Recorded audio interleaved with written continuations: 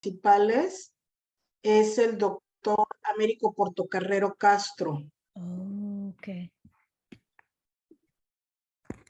Américo. Y nosotros en México no existe la etnoeducación, eso es nada más de Colombia, ¿sí?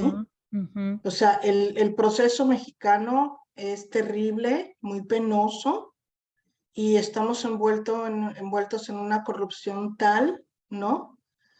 Y lo que muestra México sobre la afrodescendencia es una simulación del gobierno para cumplir las cuotas a nivel internacional, pero en la realidad no hay nada porque la mayoría de los afromexicanos viven en una zona donde no existe el Internet. Entonces tenemos una brecha digital que ningún gobierno le ha interesado realmente. Sin embargo, las mismas organizaciones no gubernamentales, internacionales y nacionales, siguen la agenda del gobierno. Entonces, todo es una simulación. Yo, de hecho, soy muy crítica y me he retirado de la red de mujeres afrodescendientes de Latinoamérica para no estar con las compañeras afromexicanas que en realidad lo que pasa en México es que la gran mayoría sigue ignorando, no existe ningún libro que hable de nuestra historia, ¿no? Entonces mucha gente sigue ignorando su afrodescendencia y lo que vemos es gente de partidos políticos que les interesa bajar recursos. Entonces no tenemos una inclusión en la Constitución, un reconocimiento como tal, no. Pero ha dejado un candado jurídico para bajar recursos y lo sacan personas que no son ni indígenas ni afros. Pero especialmente la parte afro, nadie sabe qué es afro, ¿no? ¿Tú me das la señal cuando empezamos? Bueno, voy a introducirte primero. Sí. Eh, bueno, vamos a introducir a la maestra Tanya Duarte. Ella tiene una maestría en psicología con perspectiva de género y enfoque inclusivo y decolonial. Es portadora del fuego sagrado, iniciada en Malinalco, tradición azteca, organizadora de muchos encuentros, entre ellos Encuentros Internacionales de Mujeres Medicina, evento anual de la ciudad de San Cristóbal de las Casas, Chiapas y Valladolid, Yucatán, México. Es experta en el tema Afroméxico y afrodescendencia multicultural, contemporánea y ancestral. Es asesora de la Suprema Corte de la Nación en materia de derechos humanos afrodescendientes, activiza por los derechos humanos de las mujeres, niños afrodescendientes y comunidad LGTB+. Recientemente mencionada en la revista Forbes de México dentro de las 100 mujeres más influyentes por su trayectoria como defensora de los derechos humanos de las personas afrodescendientes. Tania, muchas gracias. Gracias por estar acá y por iluminarnos en este tema. Bienvenida. Muchísimas gracias. Es para mí un honor estar aquí. La verdad es que ya había seguido la página de ustedes hace tiempo, Afrolatinidades, y pues es para mí un honor y un orgullo estar aquí con ustedes. De verdad, mil gracias. Gracias a ti. Pues continúa. Sí. Bueno, pues yo les quiero hablar un poquito de la situación del proceso afromexicano. El proceso del movimiento afromexicano es sumamente complejo y en comparación al de otros países como Brasil, como Colombia, Panamá, Costa Rica, entre otros, es muy reciente. Realmente es gracias al decenio que ha surgido a través de la UNESCO en el 2015 hasta el 2024, que de hecho ya se nos terminó. Y de lo que hablamos aquí es precisamente de una urgencia en materia de derechos, que no se ha podido restablecer, y lo que ustedes ven en redes sociales, sobre todo, y mucho del movimiento afromexicano, es realmente una simulación.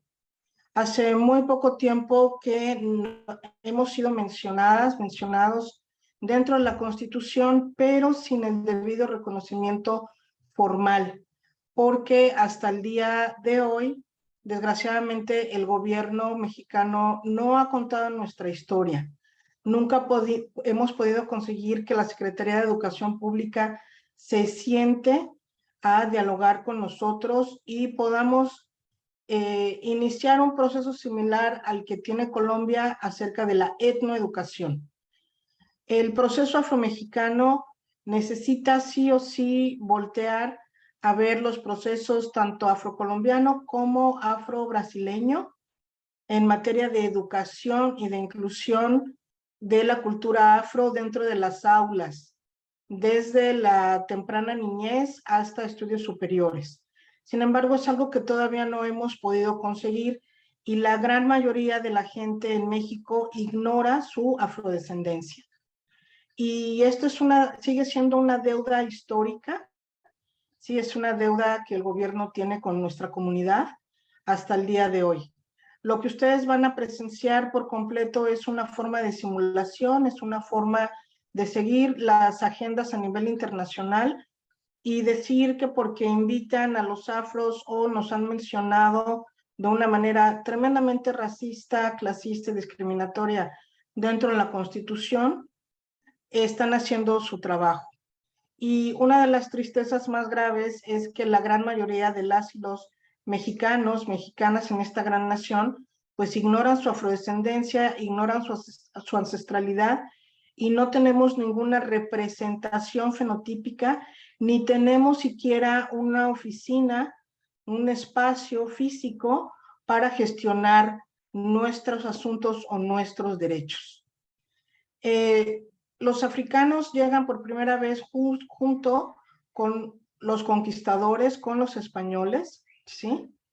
Y es en el estado de Veracruz, por donde llegan por primera vez, y en el puerto de Veracruz, en este tiempo, a principios del siglo XVII, es el puerto más importante prácticamente de América Latina.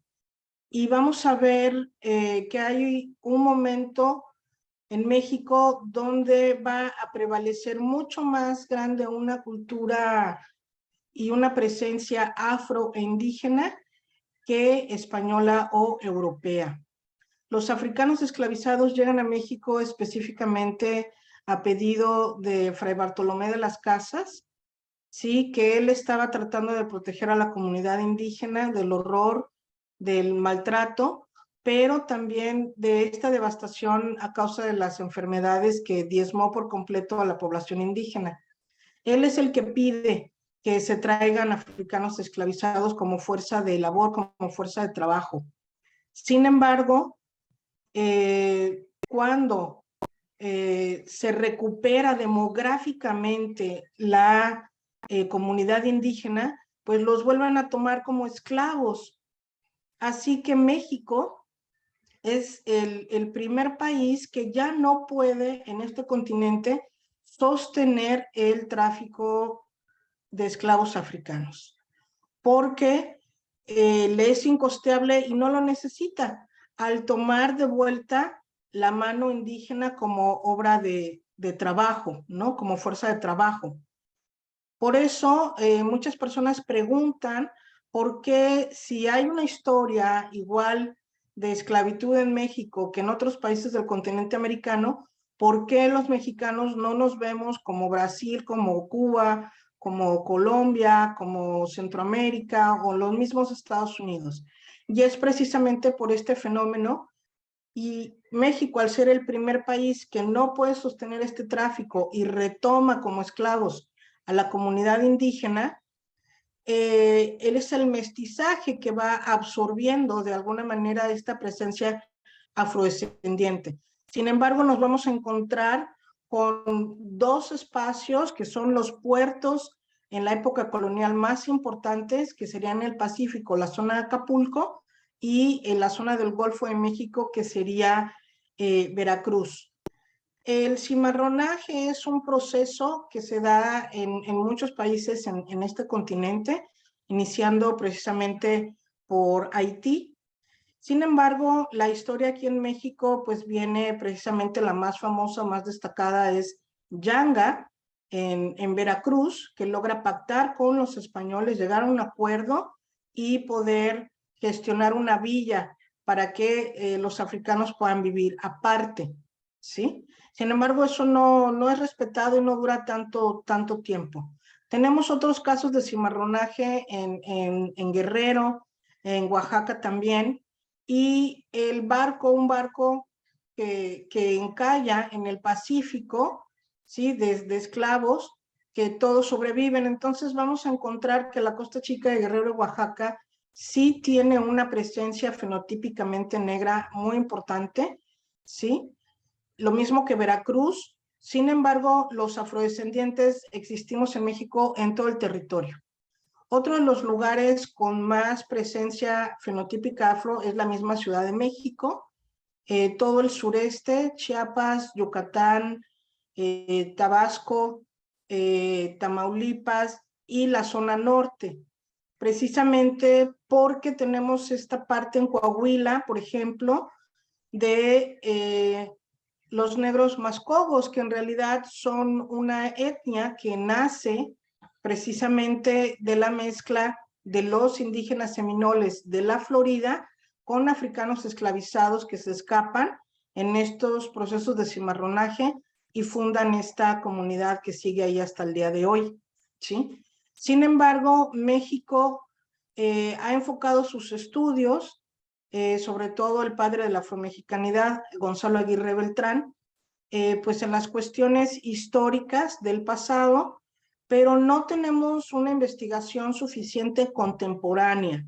y se excluyen lugares como Yucatán, que colinda con Belice, que hasta el día de hoy genera una relación no solamente comercial, sino también de tremendo mestizaje, lo mismo que las migraciones que nunca han cesado, tanto del Caribe como especialmente de Cuba, Dominicana, y a la Ciudad de México estas migraciones contemporáneas, tanto afrocolombianas, afrobrasileñas, etcétera.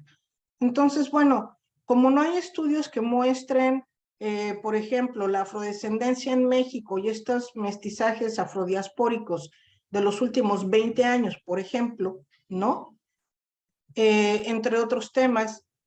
Y esto tiene que ver con esta deuda que les repito, que el gobierno mexicano en realidad nunca ha tenido interés, simula a nivel internacional cumplir con estas cuotas del decenio, pero es la hora en que los afros tenemos una marginación absoluta y total. Porque desgraciadamente donde vamos a encontrar las comunidades más grandes afromexicanas, ni siquiera hay internet, tenemos una brecha digital, ¿sí? Que margina de manera tremenda la educación entre nuestros niños y nuestros jóvenes.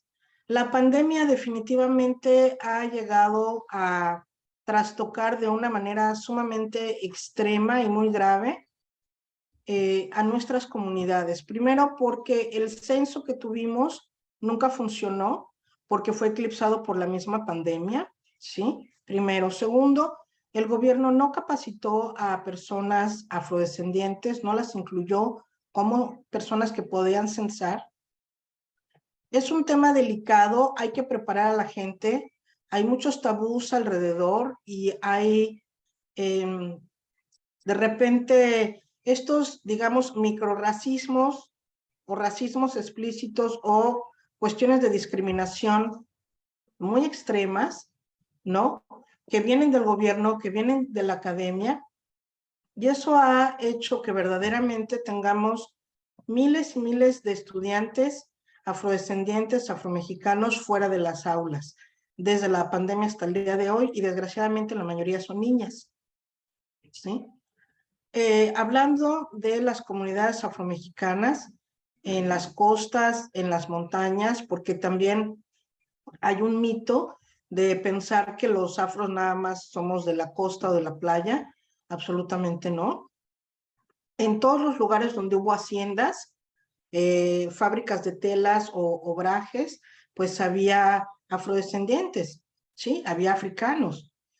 Toda esta información nosotros la tenemos, pero no ha habido realmente ni interés, ni apoyo, ni recursos para investigaciones apropiadas en este sentido. Tampoco el gobierno en los últimos años ha apoyado de ninguna manera la investigación científica.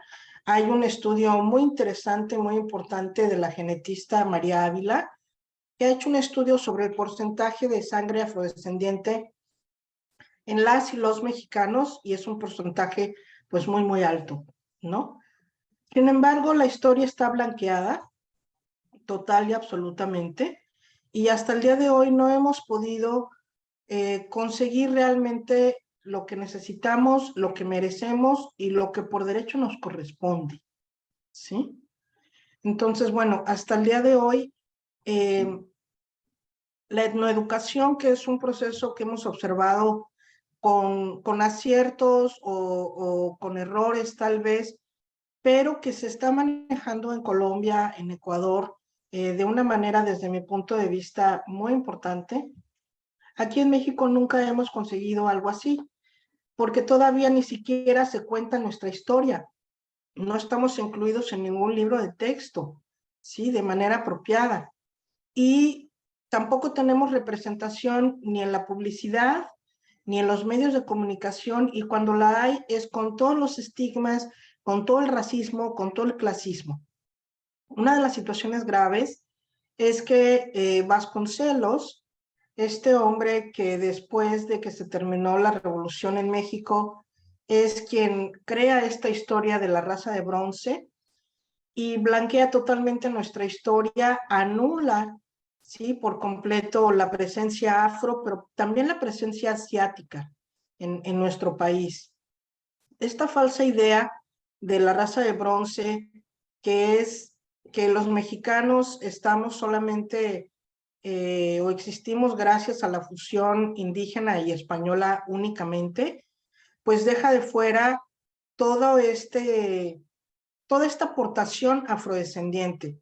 Cuando las personas vienen a México y visitan nuestras ciudades coloniales, que son muchas, pues todas estas obras son gracias a la mano de obra africana, ¿sí? Toda esta fuerza de trabajo y toda esta contribución a la economía hasta el día de hoy, pues no es absolutamente reconocida por ningún gobierno. Hoy por hoy, nuestros hermanos y hermanas indígenas sí tienen de alguna manera el apoyo gubernamental con becas, con pensiones, con apoyos económicos y en atención a cuestiones de salud, entre otras cosas, que la población afro no tiene, porque en la Constitución no existe la palabra racismo. Sí, esto es otra de las obras de José Vasconcelos. El hecho de que que no exista la palabra racismo dentro de la Constitución hace que los mexicanos pues crean, ¿no? Que no son racistas y que los crímenes de racismo no se pueden juzgar de manera debida por ese candado jurídico, ¿sí? Entonces, tenemos que maquillar el racismo y decir que es discriminación y al mismo tiempo, hasta el día de hoy, pues hay un sinfín de casos de abuso, de violencia, de índole racial, ¿sí? O vemos un bullying permanente, no de niños o de niñas hacia otras niñas o niños o jóvenes, sino de los maestros hacia estudiantes afrodescendientes, desde kinder, primaria, secundaria, en todos los grados de educación, ¿sí? Y bueno, el lenguaje. Es muy mal visto en México, eh, pero está totalmente naturalizado, ¿no? Los negritos, cuando menos te van a decir morenito, por no decirte negro enfrente de ti, pero bueno, vamos a encontrar que la gente pues no se quiere mezclar con la gente afro, nadie quiere tener un nieto o una nieta, prietos o morenitos, ¿no? Entonces, bueno, esto no ha cambiado hasta el día de hoy, y mismas series en Netflix, mexicana, un ejemplo es La Casa de las Flores, donde vamos a ver un personaje afroamericano que es el novio de una de las personajes de esta serie, ¿no? Y lo primero que le dice la madre, ¿cómo me vas a traer hijos prietos? No, no, no, de ninguna manera. Pues eso que están viendo sigue estando vigente y totalmente actualizado aquí en México, ¿no? Entonces, vemos que hay muchos estudiantes, hay mucha gente que viene a trabajar de manera legal en México y terminan quedándose aquí, teniendo hijos aquí, pero en la mayoría de los casos no les permiten registrar a sus hijos, no viven con ellos. La gente mexicana tiene miedo de que se los lleve a sus países. Y al final de cuentas he podido entrevistar a muchísimos hombres, sobre todo, que han llegado a tener hijas o hijos aquí en México, pero que son rechazados totalmente por la familia mexicana de su pareja, de su expareja, ¿no? Por otro lado, hay una tremenda confusión acerca de esta diversidad de afrodescendientes o de afromexicanos que somos. Efectivamente, todos los herederos desde la época colonial son todas, son todos, son todes afroindígenas, es decir, eh, africanos esclavizados mezclados con la etnia del estado en donde les tocó llegar a vivir, ¿sí? Y vamos a tener aquí esta derivación afroindígena sumamente interesante, ¿sí? En cada estado de la República de México. Después vamos a tener esta diáspora afrodescendiente, personas que desde siempre, desde los años 30, 40, de siempre, hasta el día de hoy, africanos afrodescendientes de cualquier lugar del mundo, que llegan de manera legal a estudiar, a trabajar y ya se quedan aquí y forman sus familias, ¿sí? Y vamos a tener una comunidad afrodescendiente, afromexicana, ¿sí? Mezclado con distintos países y es tremendamente grande aquí en México. Y luego observamos esta migración afrodiaspórica, ¿sí? Que la vemos los últimos 7, 8 años, donde vamos a ver una tremenda migración haitiana y africana del Caribe, centroamericana y de muchos más países africanos, ¿sí?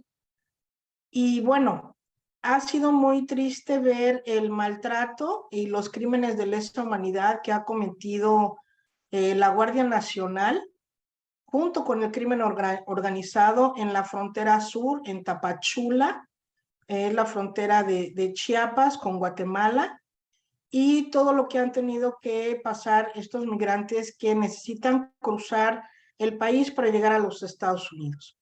Este es un fenómeno de los últimos años, tremendamente complejo. Vemos estas caravanas organizadas centroamericanas que ya se mezclan con personas de muchos países, incluso de Medio Oriente, etcétera. Sin embargo, el maltrato o aquí la crítica en materia de derechos humanos, pues es muy fuerte porque es tremendamente grave. Y sabemos que es un fenómeno tremendamente complejo de manejar, que lleva muchísimos recursos económicos, pero creemos que tampoco es la violencia extrema, ni tampoco estar coludidos. Las autoridades de migración son tremendamente corruptas y están coludidas con el crimen organizado en México. Entonces, hay cosas de las que es muy peligroso incluso hablar, denunciar, porque la impunidad en nuestro país es total.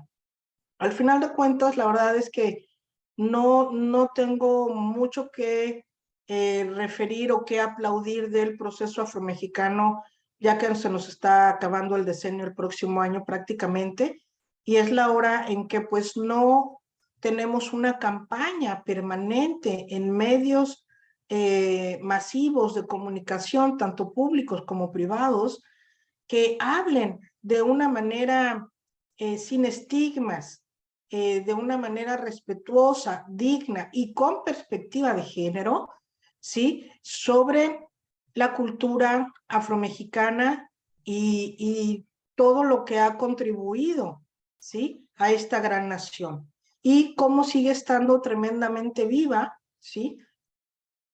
en todas y en todos los mexicanos, a través de la música, de las artes, de la gastronomía, ¿sí? Entre otras cosas. Y algo muy importante es que en México tenemos que hablar del colorismo, no nada más del racismo, de la discriminación, tenemos que hablar del colorismo, que es una variante del racismo mismo, ¿sí? En México no vas a tener un puesto de trabajo, a menos que seas güero, que seas blanco, que seas rubio, aunque tu currículum o tus capacidades no sean las adecuadas para la empresa. Eso es de entrada, ¿sí? Por otro lado, también es muy importante entender que la afrodescendencia va más allá de la melanina y que las y con los afrodescendientes nos vemos como se ven los mexicanos en este mestizaje. La gente ignora que el cabello afro, ¿sí? El cabello curly, el cabello rizado, ¿sí? Es una muestra genética de tener una ancestralidad afro, pero también la luna en la uña, dientes separados, muchas caderas, distintos tonos de piel, pero también los afrodescendientes son blancos. Yo soy madre de 2 rubios de ojos verdes que también son afrodescendientes, ¿sí? Vamos a ver este mestizaje tan maravilloso, ¿no? En todo nuestro país, y la gran mayoría tiene un ancestro afrodescendiente. ¿Por qué? Porque el vientre que gesta todo el continente americano es el vientre de la mujer indígena, porque el conquistador no trajo a sus mujeres prácticamente, y sacaron mucho más hombres, ¿sí? Africanos esclavizados que mujeres. Sin embargo, la gran cantidad de africanos esclavizados que sacaron, que han sido millones, se mezclaron solo con mujeres indígenas para que sus hijos nacieran libertos, para que sus hijos nacieran en libertad, ¿sí? Entonces, en el continente americano, el 99% de las personas somos afrodescendientes y no somos la tercera raíz, eso está pensado por la gente blanca en este país, no somos la tercera raíz, somos la primera raíz, ¿sí? Porque de África parte toda la humanidad, pero históricamente en México somos la segunda, ¿sí? Primero la indígena y después nosotros. Porque hubo un momento que llegamos a ver más indígenas y afros que blancos en la época colonial, ¿sí? Eso es muy importante, pero los gobiernos se lo han saltado. La historia, la antropología se lo sigue saltando, ¿sí? Y es la hora que apenas en el grandioso Museo de Antropología de la Ciudad de México, que a nivel internacional es tan conocido, se está planeando apenas una pequeña sala que hable de nosotros. Al final de cuentas, es muy doloroso que todo el proceso afromexicano hasta el día de hoy está en boca de la gente blanca, de la academia y del gobierno, de partidos políticos que han optado a organizaciones y comunidades afromexicanas que en realidad tienen no más de 20 años en un proceso, en una lucha de ser incluidos dentro de la Constitución de manera apropiada y que puedan ser dignos, ¿no? De recibir ya los derechos que nos competen, ¿sí? Entonces, hasta el día de hoy, al final de cuentas, es todo una simulación. Los avances que se han logrado hacer van a tener una vista a nivel internacional más que nacional, y el movimiento afromexicano es total y completamente liderado por mujeres, ¿sí? Pero debo reconocer que muchas de estas mujeres han sido también cooptadas por partidos políticos, y la corrupción que permea en nuestro país en la política es tan extrema que todo el mundo se salta la educación y la salud, ¿sí? Sin educar a nuestro pueblo, sin educar a nuestros gobernantes, vamos a seguir exactamente igual, desconociendo nuestras raíces ancestrales. Así es. Pues muchas gracias por escucharme, y si hay algunas preguntas, con todo gusto. Muchísimas gracias. Bueno, yo empiezo con las preguntas. Sí me gustaría que ampliaras un poquito cuál es tu trabajo en Yucatán, qué estás haciendo allá, qué tipo de trabajo haces. Bueno, el proyecto de Afrodescendencia México es un proyecto para darle voz a las y los afromexicanos y afrodescendientes, afrodiaspóricos en el país. No me concentro exactamente en un estado, aunque el proyecto de afrodescendencia nació en San Cristóbal de las Casas, Chiapas, donde yo he radicado cerca de 29 años. Ahorita estoy temporalmente aquí en Yucatán, precisamente haciendo una investigación por mi cuenta sobre este grandioso mestizaje tan interesante de la península de Yucatán con el resto del Caribe y con Belice específicamente y Centroamérica, ¿sí? Porque es uno de los temas tan importantes como tantos otros, pero que a la academia todavía no le interesa, ¿no? Todo lo que tiene que ver con recursos y depende del gobierno, pues va a dejar de lado por completo lo afrodescendiente, porque tampoco tenemos, digamos, el proceso jurídico que nos permita autogestionar recursos económicos de manera apropiada y no existen en las universidades departamentos de estudios afros de manera formal. Sí existe el Seminario Permanente Afroamerindio de la UNAM, que hasta hace el año pasado lo encabezaba el doctor Jesús Serna, ¿sí? Pero de ahí una cuestión formal de estudios afromexicanos como tal, no todavía. Eso muestra mucho del mismo racismo y clasismo de la Academia Blanca en México, ¿sí? Hasta el día de hoy, después de la muerte de George Floyd, no hemos podido entablar en México una discusión acerca del racismo. En este momento, gracias a la película del Black Panther y a la actuación magistral de Tenoch Huerta, se está abriendo, gracias a él y a su activismo sobre el racismo y la discriminación, otra vez este tema, ¿sí? Pero no de la manera apropiada ni con la profundidad que se requiere hasta el día de hoy. Lo que hace mi proyecto es crear eventos educativos de índole académico, completamente gratuitos e inclusivos, con la participación experta de académicas y académicos, la mayoría extranjeros, afrocolombianos, afrobrasileños, por dar solamente ejemplos, afroestadounidenses, que quieran compartir de manera gratuita su expertise, sus investigaciones y sus temas para nuestros estudiantes que sí tienen interés en el tema, ¿sí? Yo a veces me siento muy apenada porque se me satura de jóvenes que me buscan porque me quieren entrevistar o que quieren que les responda preguntas para sus estudios y sus tesis porque no tenemos tampoco publicaciones suficientes. Sí, cada vez que hago un congreso sobre el tema afromexicano, pues no tenemos libros que darles a los estudiantes, porque de los pocos libros que se llegaron a publicar, como los de Gonzalo Aguirre Beltrán, el padre de los estudios afromexicanos, él publica en el 46, ¿sí? Y la revisión del gobierno se tarda 30 años después, para decirles la poco interés que existe dentro de la academia. Todo lo que se publica son investigaciones, cosas muy cortas, dentro de las mismas universidades, le dan muy poquito a los maestros y terminan en una bodega echándose a perder. Pero no tenemos ni siquiera una biblioteca digital, no tenemos materiales suficientes sobre el tema, pero nos sobra material para la investigación. Nos hace falta docentes con perspectiva de género, docentes sin estigmas raciales y discriminatorios, ¿sí? Andrea, ¿tienes una pregunta antes de seguir? Sí, muchas gracias por la charla.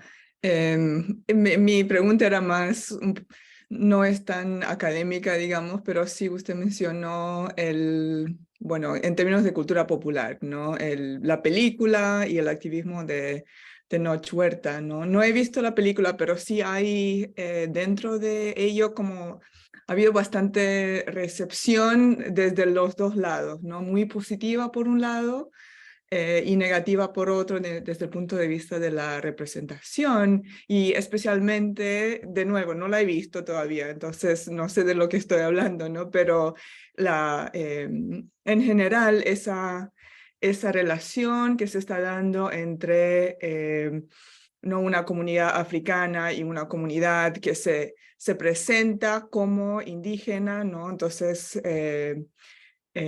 por Namor, etcétera, etcétera, ¿no? Entonces, tal vez, ¿cómo cabe esta representación que se nos está dando?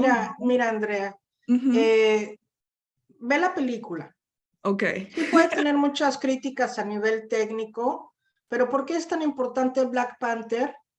Es un poco como cuando Obama llegó a ser presidente de los Estados Unidos. Era muy curioso que a mí, en la calle, que en ese momento yo estaba estudiando aquí en Yucatán, la gente se paraba y me felicitaba, Mm. ¿sí? Estábamos hablando de representación, de que las niñas y los niños pueden ver un modelo, ¿sí? Y pueden soñar, pueden pensar que algún día pueden estar ahí.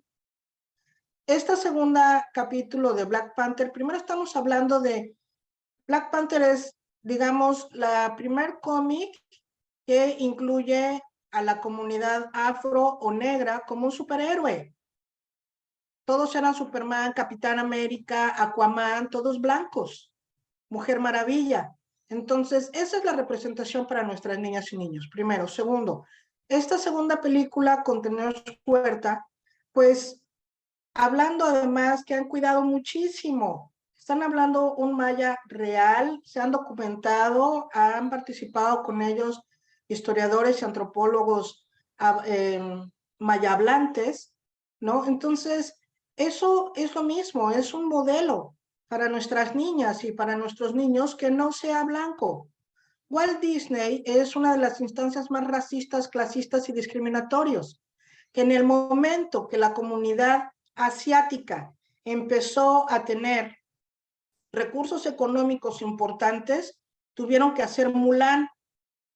También tenían, por las leyes de inclusión, reconocer a la población indígena estadounidense, tuvieron que hacer Pocahontas.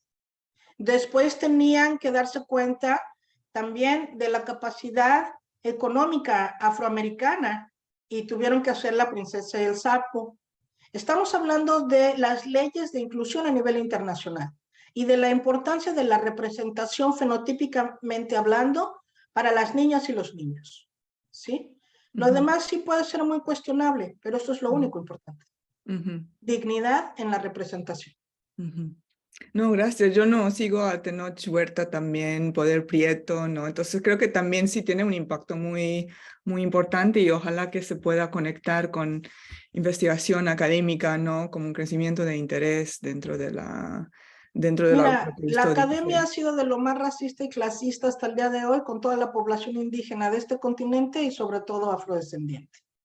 La academia no es la única fuente de saberes y hasta el día de hoy se ha comportado de manera total y extremadamente extractivista, tanto con la comunidad indígena como afrodescendiente hasta el día de hoy, Ujú. ¿sí? Entonces, no tenemos los suficientes afromexicanos en la academia, porque no tienen ni siquiera la oportunidad, porque en sus comunidades ni siquiera una secundaria hay. Ujú. Entonces, la deuda histórica con el gobierno es tremenda y muy grave hasta el día de hoy. Y hasta, imagínate, en pleno siglo XXI, apenas estamos hablando, ¿no? De una película como Black Panther, hasta ahora, ¿no? Lo cual muestra el racismo como una violencia estructural universal. Muchas gracias. Con gusto. Bueno, mencionaste mucho sobre la etnoeducación y que hay países como en Colombia y en otros países latinoamericanos donde está empezando la idea de la etnoeducación, ¿no?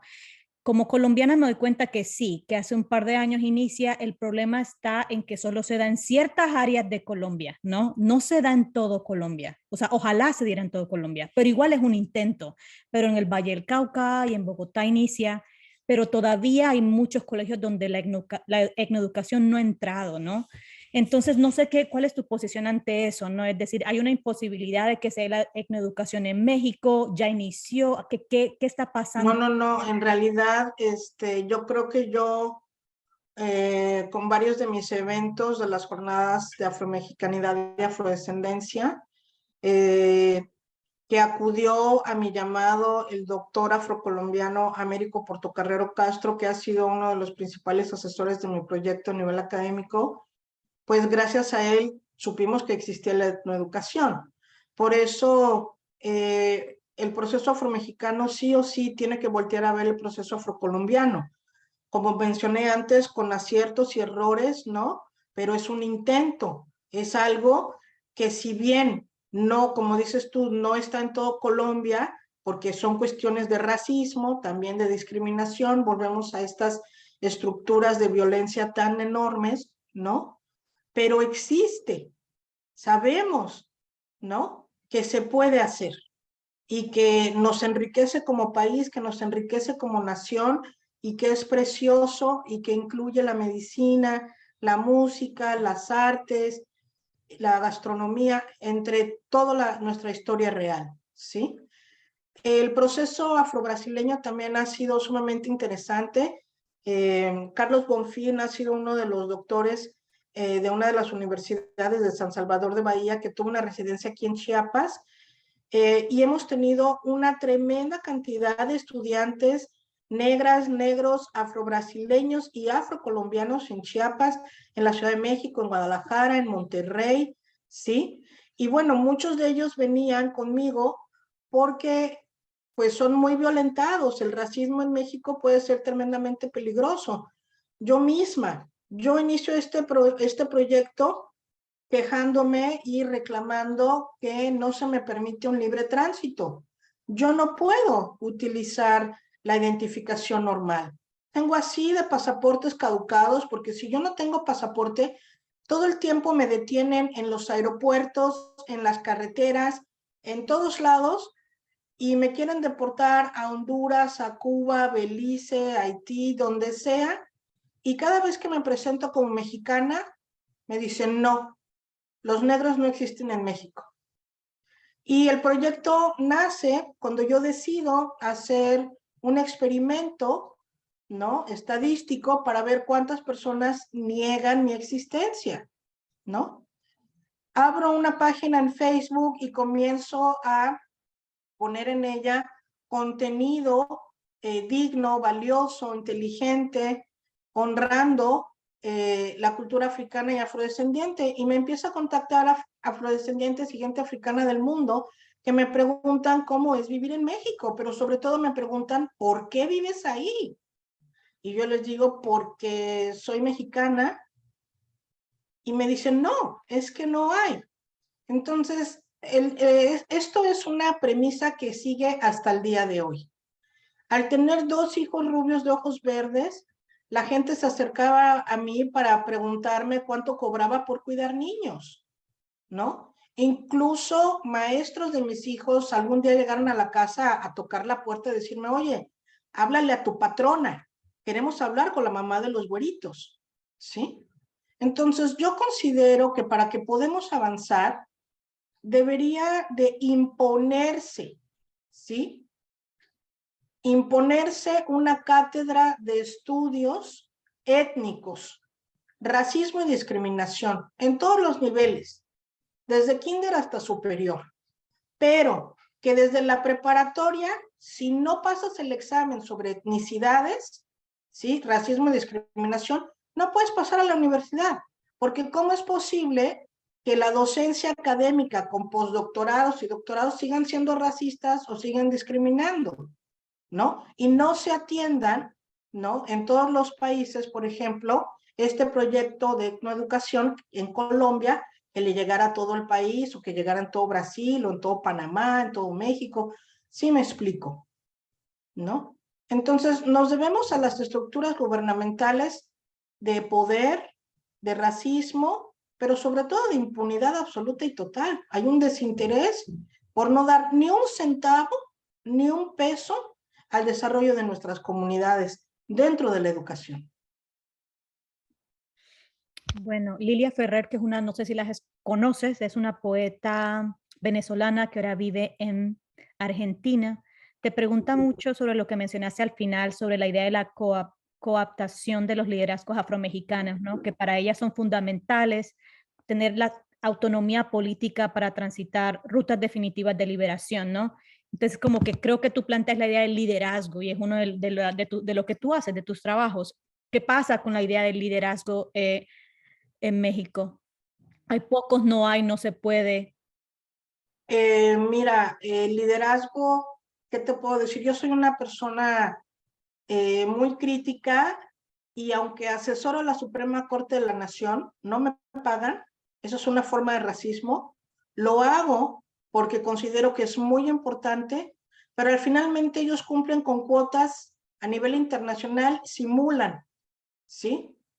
Pero yo he estado reclamándole por 30 años al gobierno que haga una campaña en los medios masivos de comunicación que hable de nuestra historia, que nos incluyan en los libros de texto, que tengamos un espacio físico para gestionar nuestros asuntos, ¿no? Y que se abran espacios artísticos para la difusión del arte afro, porque en México se ha sobre hiperexplotado, ¿no? La imagen de la comunidad indígena dentro de las bellas artes, pero no de los afros.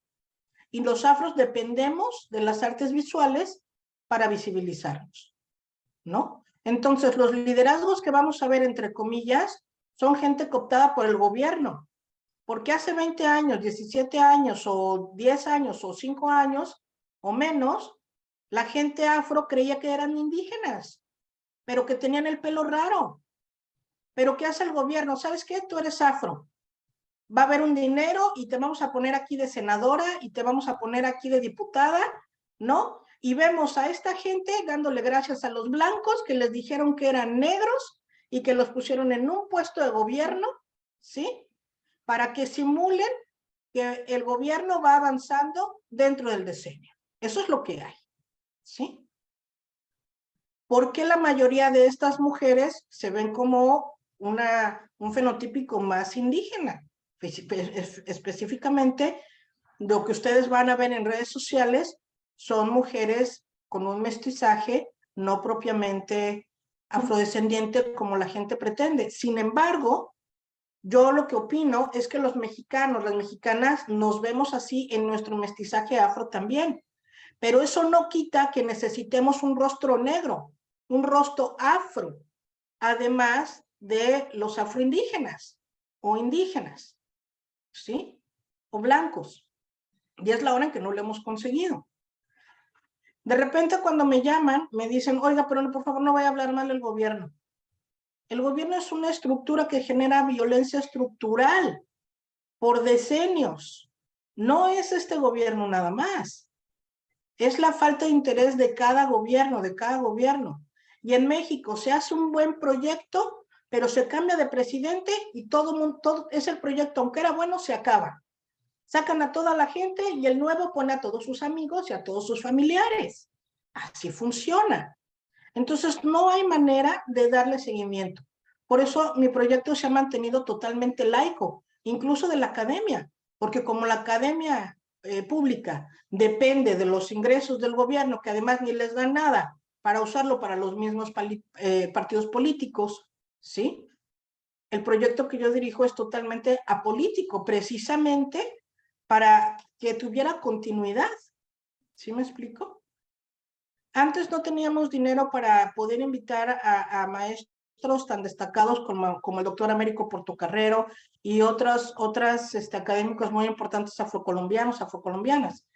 Ahora, a través de la pandemia, pues lo online llegó para quedarse y eso nos ha permitido poder compartir, ¿no? Con gente de todo el mundo sus conocimientos, ¿sí? Esto ha sido algo, pues, fantástico. Hay una pregunta de Marta Cecilia Mosquera Urrutia. Ella trabaja, de hecho, con Etnoeducación en Colombia. Felicitaciones y gracias por la exposición. Su pregunta es sobre qué tan organizado está el movimiento negro en México. Creo que mencionaste un poquito antes, pero creo que ya está preguntando. Mira, no está nada organizado porque está todo quebrado y dividido. Si bien es cierto que es un sacerdote de Trinidad Tobago, el padre Glynn, que llega a gestionar una iglesia católica en una comunidad, me parece que el Ciruelo de la Costa Chica entre Guerrero y Oaxaca, y ahí se da cuenta que la gran mayoría fenotípicamente son afrodescendientes y él les explica, gracias a él se da cuenta, ni siquiera por investigadores académicos. Y este sacerdote le pide al gobernador en turno que lo reconozca estatalmente. Y digamos que ahí comienza como este proceso del movimiento afromexicano en esa zona, ¿sí? Sin embargo, el machismo, la violencia de género es tan grave, ¿no? Y son cooptados por los partidos políticos y los dividen, los corrompen. Entonces, hoy por hoy es una carrera desesperada por conseguir los recursos de partidos políticos para sobrevivir.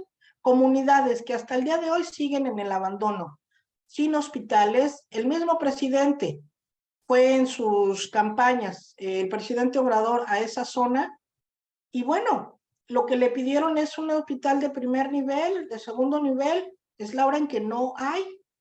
La gente se muere en trasladarse hasta la ciudad de Oaxaca, o hasta la ciudad de Acapulco Guerrero, o hasta la comunidad de Puerto Escondido. ¿Sí me explico?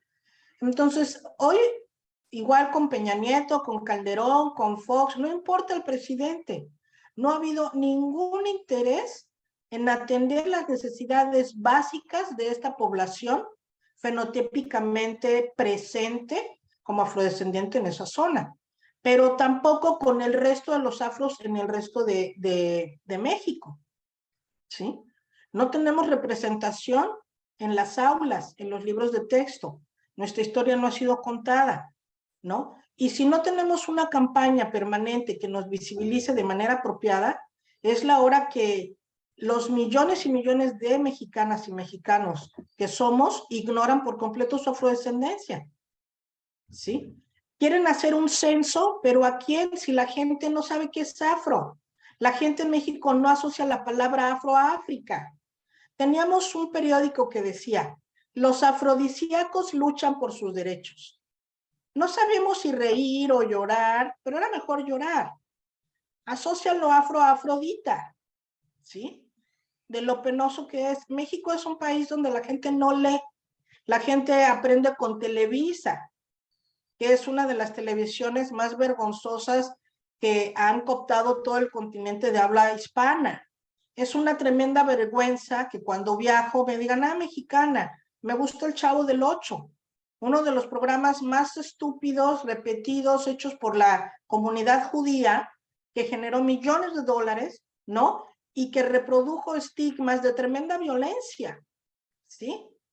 Pero es afamado y venerado. Es una pena, ¿sí me explico? Entonces, países como México, donde no hay ningún interés por educar a la población, no nada más México, creo que eso es para todos los países prácticamente del mundo, pero hablando del tema que nos compete, pues no hemos avanzado absolutamente nada. No considero que haya liderazgos. Hay manipulación del gobierno dentro del proceso afromexicano. Y lo poco que se ha llegado a hacer han sido en instancias internacionales, ¿no? Pero no nos sirve de nada cuando lo bajamos en nuestra realidad afromexicana o afrodescendiente en México. Bueno, ya para ir finalizando, solo quería leerte comentarios que te han dicho, sobre todo cuando hablas del extractivismo académico, ¿no? Que tienes mucha certeza y hay que develarlo y denunciarlo, que también ocurre en Argentina, que ocurre en toda Latinoamérica, ¿no? Entonces, si no hay ninguna otra pregunta para Tania, muchas gracias por tu excelente charla, nos iluminaste y aprendimos muchísimo. Lilia dice que el mundo está haciendo silencio cómplice sobre el genocidio en contra migrantes haitianos en el continente. Lo que ocurre en México no es diferente a lo que ocurre en la selva del Darién y en la ruta del denominado sueño americano. No hagamos silencio. Sí. Pero conversaciones que no se acaban acá, ¿no? Todavía fluye. No da para mucho. Para mucho. Desgraciadamente, la frontera sur en Chiapas hay un tremendo secuestro, ¿verdad? A las niñas, a las mujeres, tanto indígenas como afro, pero sabemos que por la trata sexual venden mucho más caro a una mujer negra, a una mujer afro, vemos cómo desaparecen mujeres africanas. Y miren, una de las cosas del racismo estructural es que México está lleno de inmigrantes ilegales. Estamos llenos de argentinos, brasileños, estadounidenses, pero son blancos, españoles, portugueses, donde nadie le va a pedir sus papeles. Y si se encuentran un agente de migración, los va a invitar amablemente a que regularicen su estadía migratoria. Pero si eres con un fenotipo negro, africano o indígena, eres retenido en un centro de migración, que es una de las peores cárceles que se puede accesar, donde las vejaciones, las humillaciones, los abusos de todo tipo van a suceder ahí. El Instituto Nacional de Migración Mexicano, una de las instancias más corruptas en este país, están total y completamente coludidos con el crimen organizado, ¿sí? Que se lleva afuera de estos centros de retención. Todas las personas africanas o afros retenidas les quitan sus cosas, su dinero, los quieren obligar a tomar taza del inodoro, a tomar agua de la taza de baño del inodoro. Si quieren una botella de agua les va a costar 200 pesos. Si necesitan hacer una llamada, les van a cobrar 200 pesos por ponerle 20 pesos.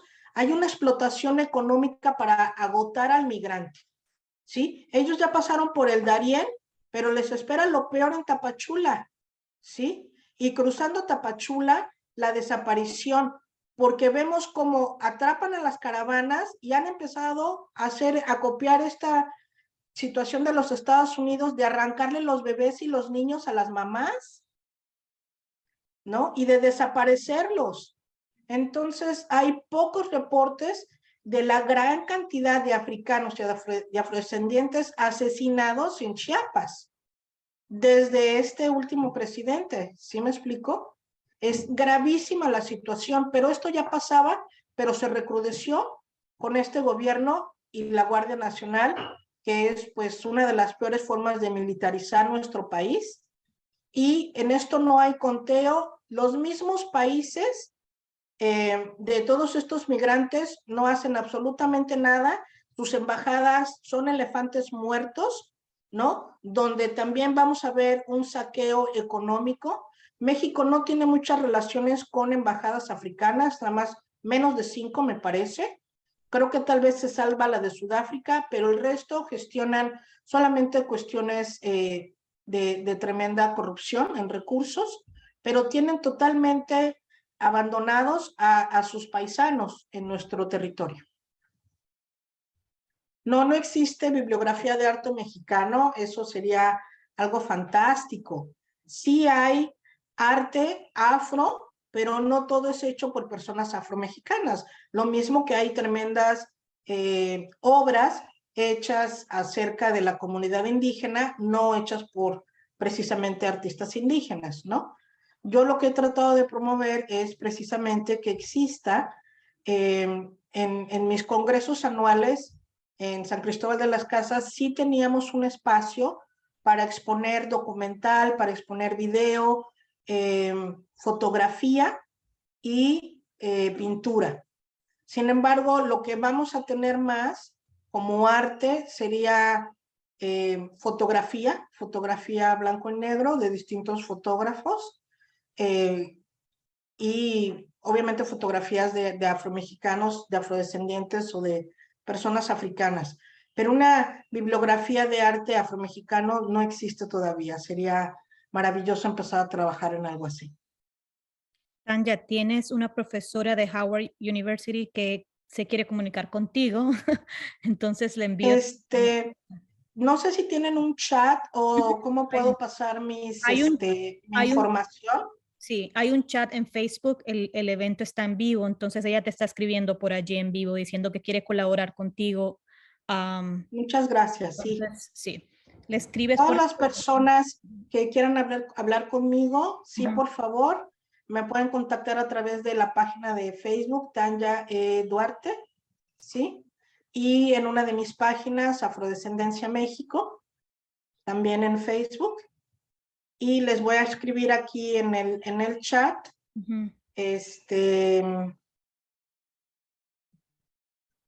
El correo electrónico. Sí, Rinaldi Pech vive en Mérida y es músico y se considera ahora afrodescendiente. Mira, una de las cosas por las cuales estoy sumamente orgullosa es que muchas personas sí, muchas personas se han reconocido como afros después de venir a alguno de mis eventos o a veces de escucharme en algún video, en algún programa. Y eso me llena de satisfacción porque muchísima gente se ha dado cuenta de que es afro a través de mí. Aunque no tengan un fenotipo, yo siempre les digo una de las frases de una de mis asesoras, la doctora Sagrario Cruz Carretero. Ella es la afromexicanista mujer más destacada en nuestro país, porque el afromexicanista varón mexicano es el emérito doctor Antonio García de León. Y bueno, lo que dice la maestra Sagrario después de que tenemos estas conversaciones como la del día de hoy, busquen en el closet, saquen a su abuelita negrita del closet, saquen al tío prietito del closet, del que nadie hablaba, al que no invitaban, o al que estaba tan morenito que era además el mejor bailarín, sáquenlo del closet. Yo muchas veces me he sentido que me dedico a sacar afros del closet, porque además no es fácil, mucha gente se ha sentido ofendida, ¿sí? De sentir que puede ser afro. Generalmente la gente se presenta como indígena y hasta ahí se queda y te dicen, no, momento, yo soy indígena, yo no soy negra, yo no soy afro, aunque sean fenotípicamente más oscuras o más oscuro que yo. Esto tiene que ver precisamente porque el mundo se ordena a imagen y semejanza de un Dios hombre blanco, que no presenta una consorte sagrada, que no presenta una esposa sagrada.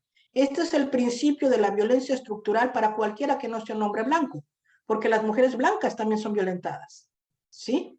Pero el pensamiento o el currículum universitario mundial hasta el día de hoy sigue siendo eurocéntrico. Claro que gracias que ya tenemos estudios decoloniales, pero no lo suficiente, ¿no? Pero los estudios decoloniales por lo menos abren la posibilidad a escuchar el pensamiento, ¿sí? De una mujer que no es blanca, de una mujer negra o de un hombre negro o indígena o asiático, ¿sí?